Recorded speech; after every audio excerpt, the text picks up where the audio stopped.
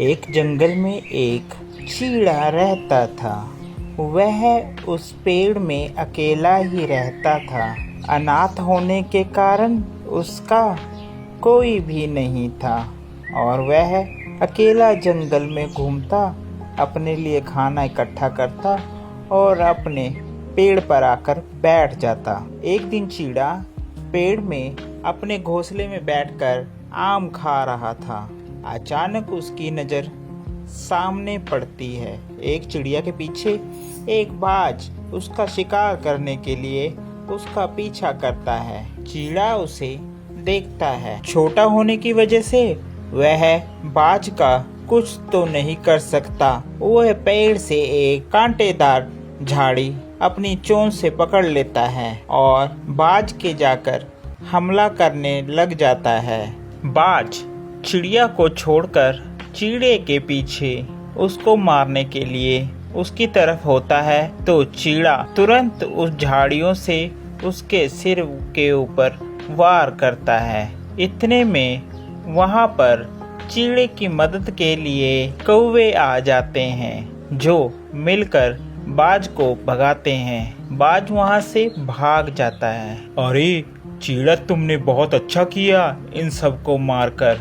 तुम बहादुर हो, बहादुर। धन्यवाद आप सभी का भाई, धन्यवाद आप जो मेरी मदद के लिए आए। लेकिन वो चिड़िया गई कहाँ? कितनी नाशुक्र है वो। उसका बिल्कुल भी फर्ज नहीं था तुम्हारा धन्यवाद करने का। तुम्हें बिना धन्यवाद किए ही वह यहाँ से चली गई। कैसी चिड़िया है वो? चलिए कोई बात नहीं कौवे भाई, इसमें गुस्सा होने वाली बात नहीं है। उस चिड़िया के लिए मैं मदद के लिए आगे आया और भगवान ने मेरी मदद के लिए आप सभी को भेज दिया।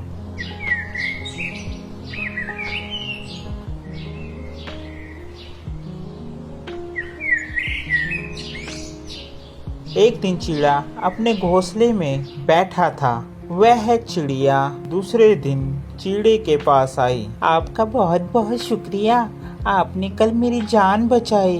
अरे कोई बात नहीं, कोई बात नहीं। आपके पैर में चोट लग रही है। जी, कल को मेरे पैर में चोट लग गई थी जिस कारण अब मुझे बहुत दर्द हो रहा है। चीड़ा उसके पैर पे मलहम पट्टी करता है और दवाई देता है। अच्छा, ये बात मैं पूछना भूल ही गया कि तुम्हारा नाम क्या है? आप अपना नाम बताएंगी? आपका नाम क्या है? मुझे प्यार से टुनटुनी कहते हैं। टुनटुनी चीड़े को शुक्रिया अदा करती है कि उसने उसकी जान बचाई। धीरे धीरे दोनों एक साथ घूमने जाते और एक साथ रहते। चीड़े ने चिड़िया को अपनी शादी के लिए प्रस्ताव दिया। क्या तुम मुझसे शादी करोगी? अरे सुनो टुनटुनी, मैं सोच रहा हूँ कि तुम्हारा भी इस जंगल में कोई नहीं है और मैं भी अनाथ हूँ। क्यों ना हम दोनों शादी कर लें? टुनटुनी चीड़े की बात मान जाती है और शादी के लिए हाँ कर देती है।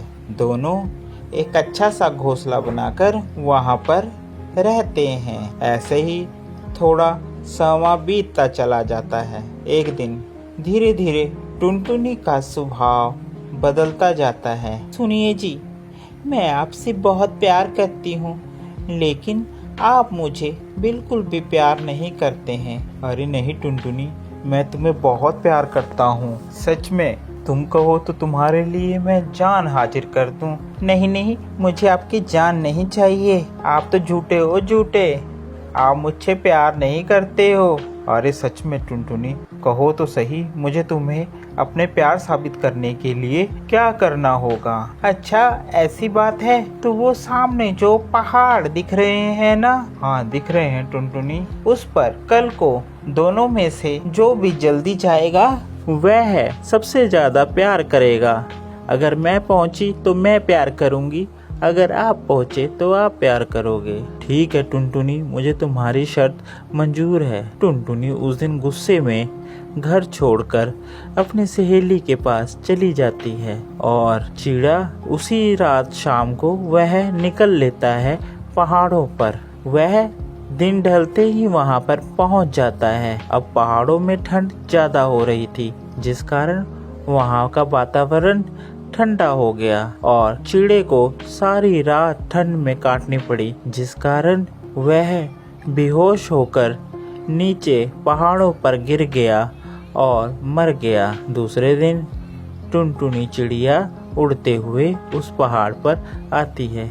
अरे कहाँ गए? देखा ना, मैंने कहा था ये झूठे हैं, झूठे कहीं के, अभी तक नहीं आए।